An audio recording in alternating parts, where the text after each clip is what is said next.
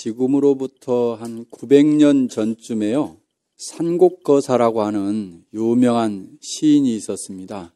그 시인께서 지금 봄에 딱 맞는 그런 시를 한 편 쓰셨는데 그 시가 굉장히 또한 선의 깊이가 있는 그런 시입니다. 그 시를 한번 읊어보면 만리청천이라고 하는 것은 만리나 되는 아주 넓은 가없는 청천 푸른 하늘, 끝이 없는 푸른 하늘, 만리청천, 온기우래, 그 끝이 없는 가없는 푸른 하늘에 온기, 구름이 일고 또 비가 온다네.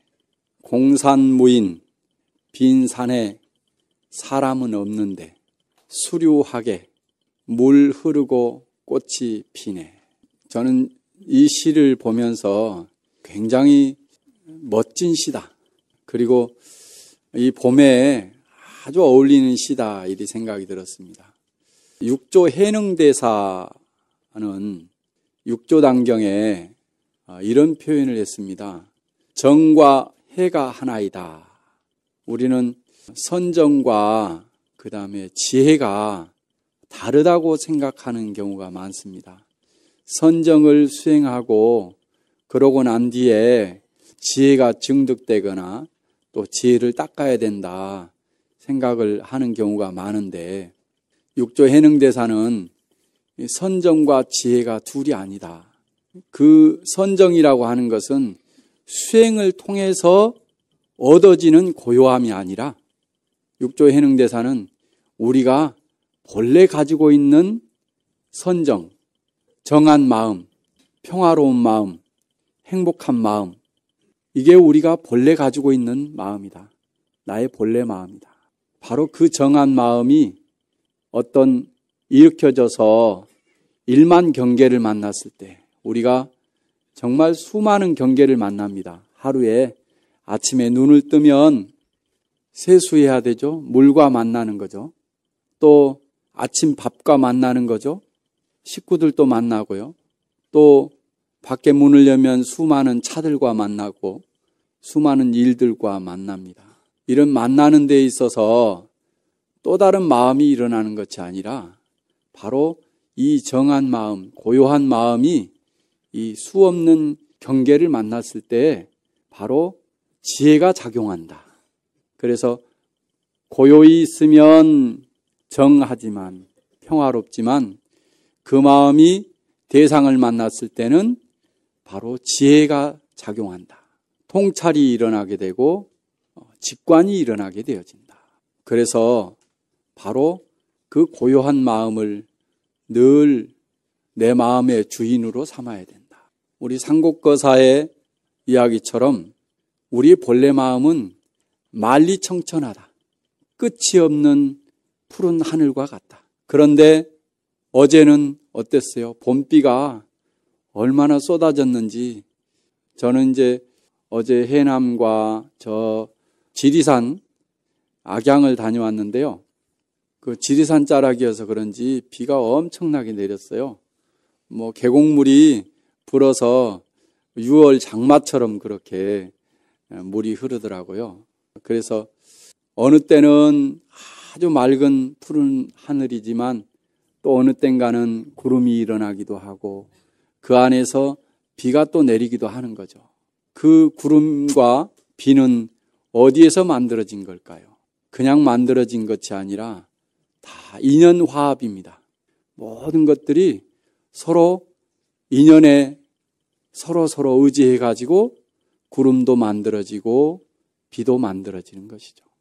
또한 빈 산에 공산무인, 빈 산에 사람도 없는데 공적한 것이죠. 바로 정한데 만리청천과 같은 말입니다. 물 흐르고 꽃이 핀다. 물이 흐른다고 하는 것 또한 마찬가지입니다. 물은 어디에서 만들어져서 흐르는 걸까요? 한 방울 한 방울 빗방울들이 모여서 조금씩 실개천에서 점점이 커진 강물까지 저 바다에까지 그렇게 흐르는 것이죠. 한 방울 한 방울들이 다 인연의 화합에 모여진 것들이죠. 꽃이 핀다고 하는 것도 마찬가지입니다. 저절로 나무가 있어서 꽃이 피는 것이 아니라 그 모든 것들이 서로 인연에 의해서 이 봄에 정말 정성을 들여서 꽃을 피우는 것이죠. 그래서 우리의 수행은, 우리의 공부는 정만 있는 것이 아니다. 정과 해가 하나이다. 늘 고요함만 있는 것이 아니라 이 고요함 속에서 각가지의 우리의 삶들이 나타나게 되어지는 것이다. 그래서 6조 해능대사에 바로 정과 해가 하나이다 하는 그 말이 훨씬 이 시를 통해서 더 생생하게 와닿더라고요. 이 상곡거사라고 하는 분은요, 정말 이렇게 멋진 시를 썼는데 이분은 본래 이렇게 선기가 흐르는 멋진 시를 쓴 게 아니고 본래는 술도 좋아하고 고기도 좋아하고 그리고 시를 써도 맨날 연애시만 썼어요. 근데 또 좋아하는 스님이 한 분이 계셨어요. 법수선사라고 하는 분이 계셨는데 이분이 참 안타깝게 여겼어요. 정말 재주는 뛰어난데 너무나 탁하게 살구나. 이 사람이 이렇게 살아가지고는 결국 말 뱃속으로밖에 못 들어가겠다. 말 뱃속. 다음에 태어나서는 말 뱃속으로 태어날 것 같다. 그런 표현을 썼어요. 그러면서 그런 이야기를 합니다. 대장부가 그 좋은 글솜씨로 겨우 이렇게 쓴단 말인가. 달콤한 말로 온 세상 사람을 음탕한 마음으로 부추기고 말 뱃속에 들어가는 정도로 그치고 그것도 안 된다면 더 심하게 지옥으로 떨어질 것이다. 그 말을 듣고는 이 산곡거사는 바로 그 자리에서 개심을 합니다. 이 스님의 말 한마디 듣고 내가 지금 잘못 살았구나.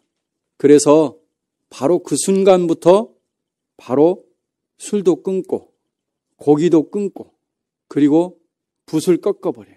그래서 다시는 음탕한 시를 쓰지 않겠다.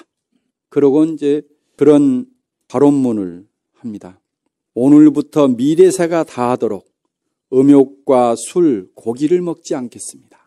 만약 음욕을 부린다면 마땅히 지옥에 떨어져 불끄덩이 속에서 한량없는 세월을 보낼 것이며 일체 중생이 음란한 짓을 한 과보를 받아야 할 고통까지 제가 다 받겠습니다.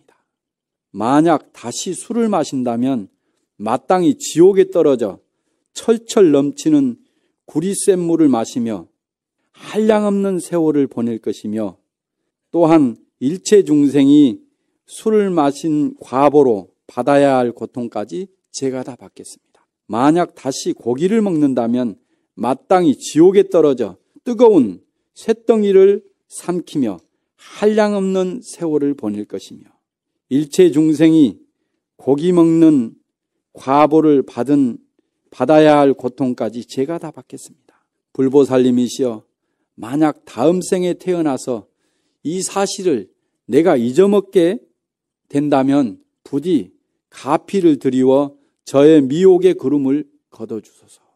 이 생뿐이 아니라 다음 생까지라도 나는 이러한 나쁜 짓을 하지 않겠습니다.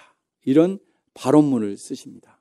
그리고 평생토록 그때부터 바로 그런 술이나 또 고기나 음탕한 시를 쓰지 않고 이제 선시를 쓰기 시작을 합니다. 그래서 한 스님의 그런 아주 뼈아픈 충고를 또 우리가 충고하기가 쉽지 않아요. 누가 이런 짓을 한다고 하더라도 말을 할 수가 없어요. 말하면 저 사람이 받아줄까? 고쳐지지 않습니다. 어지간 사람들은 고쳐지지 않아요. 내가 낳은 자식도 고쳐지지 않아요. 그런데 우리는 끝없는 시도를 하긴 합니다. 기대감이 있어요. 그러나 고쳐지지 않습니다. 말을 하는 사람과 받아드는 사람이 한 마음이 되어졌을 때 비로소 변화가 되어지죠. 저는 늘 그렇습니다. 이렇게 법문을 듣는다고 해서, 책을 본다고 해서 변화되어지지 않는다. 정말 변화되어지려고 한다면 여기서 화학 반응이 일어나야 된다. 법문 한 자락, 글 한 줄에서도 큰 통곡을 하든지 마음속에서 불덩이처럼 일어나든지 그런 화학 반응이 일어나야 내가 변화가 되어진다.